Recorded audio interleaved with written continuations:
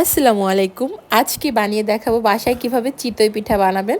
তো চিতই পিঠা বানানোর জন্য এখানে আমি আলা চাল নিয়েছি ১ কাপ, ফুল ১ কাপ নিয়েছি। আর হচ্ছে ভাতের যে সিদ্ধ চাল সেটা নিয়েছি প্রায় হাফ কাপের থেকে জাস্ট একটু বেশি, আমি পরে আরও কিছুটা অ্যাড করেছিলাম। এটা কি আপনি সারা রাতও ভিজিয়ে রাখতে পারেন এবং ঘন্টা খানেকও ভিজিয়ে রাখতে পারেন।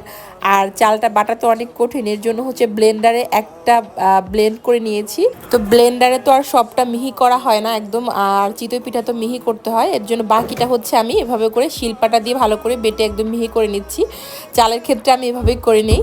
তো সবগুলো চাল বেটে তারপর হচ্ছে আপনাদের সাথে দেখা হচ্ছে। দেখতে পাচ্ছেন একদম মিহি করে নিয়েছি।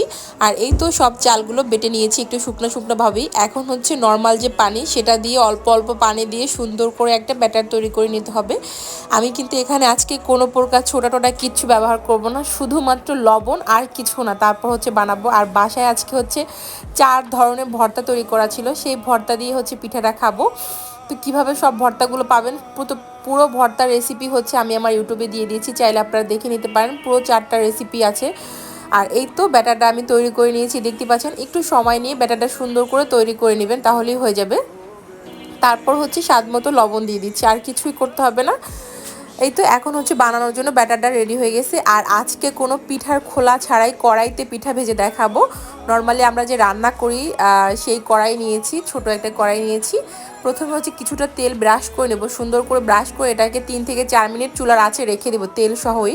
তারপর হচ্ছে একটা কাপড় দিয়ে সুন্দর করে তেলটাকে মুছে নিতে হবে, তাহলেই হবে। তাহলে আর পিঠাগুলো নিচের দিকে লেগে যাবে না, সুন্দরভাবে আর কি উঠে আসবে।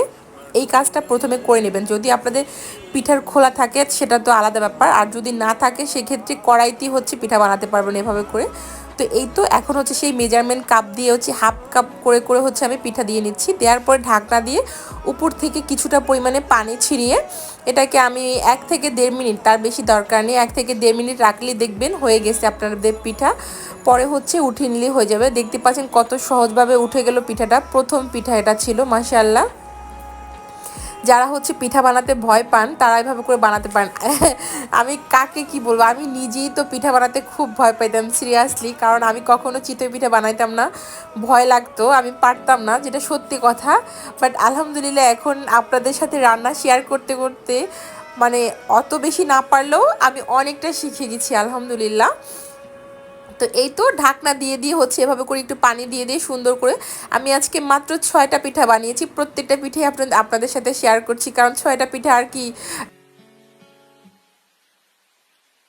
পিঠা বাজার থেকে খেতে গেলে তো টাকা দিয়ে খেতে হতো, সেক্ষেত্রে বাসায় যদি এভাবে করে খুব সুন্দর করে তৈরি করতে পারেন তাহলে কেনই বা টাকা দিয়ে আর কি বাজার থেকে কিনে খাবো বলুন তো। আর এই তো পিঠা বানানো হয়ে গেছে। আর এখানে হচ্ছে ভর্তা, এটা ছিল বাঁশপাতা শুটকি ভর্তা, মৌসিম ভর্তা চিংড়ি মাছের মাথা দিয়ে, তারপর হচ্ছে ধনিয়া পাতা ভর্তা, আর একটা হচ্ছে ফুলকপির ডাঁটা চিংড়ি মাছের মাথা দিয়ে ভর্তা। পুরো রেসিপিগুলো হচ্ছে আমি আমার ইউটিউবে দিয়ে দিয়েছি ভর্তার, আপনারা চাইলে দেখে নিতে পারেন। আর পিঠা দেখতে পাচ্ছেন কত সুন্দর হয়েছে, আমি আপনাদেরকে ভেঙে দেখাচ্ছি। মাশাআল্লাহ, দেখতে পাচ্ছেন আমি এই ফার্স্ট টাইম হচ্ছে বানাইছি চিতই পিঠা। সিরিয়াসলি আমি বুঝতে পারি না যে এটা এত সুন্দর করে বানাতে পারবো, আলহামদুলিল্লাহ। আর এটা ছিল হচ্ছে ঝাল ঝাল শুটকি ভর্তা। আর বাসায় যদি এরকম ভর্তা বানিয়ে হচ্ছে ডিপ ফ্রিজে রেখে দিতে পারেন, যখন খেতে ইচ্ছে করবে তার আগে বের করে নিলেই হয়ে যাবে। স্বাদ সব কিছু টেস্ট একই রকম থাকে, বুঝতেই পারবে না কেউ যে এটা ফ্রিজে ছিল। অবশ্যই এটা ঠান্ডা ভাতের সাথে খেলে ভালো লাগবে না, একদম ভাত গরম গরম থাকা অবস্থায় সেই ভাতের সাথে খেয়ে দেখবেন ভীষণ ভালো লাগে। ধন্যবাদ সবাইকে। আমার ভিডিওগুলো আপনাদের কেমন লাগে অবশ্যই কমেন্ট করে জানাবেন। যদি ভালো লাগে অবশ্যই চ্যানেলটিকে সাবস্ক্রাইব করে পাশে থাকা বেল আইকনে ক্লিক করে দিবেন। ধন্যবাদ সবাইকে। আচ্ছা ঠিক আছে, টাটা। আর দেখতে পাচ্ছেন এক একটা পিঠা পুরো হাত জুড়ে একদম বড় বড় করে হয়েছে, মাশাআল্লাহ।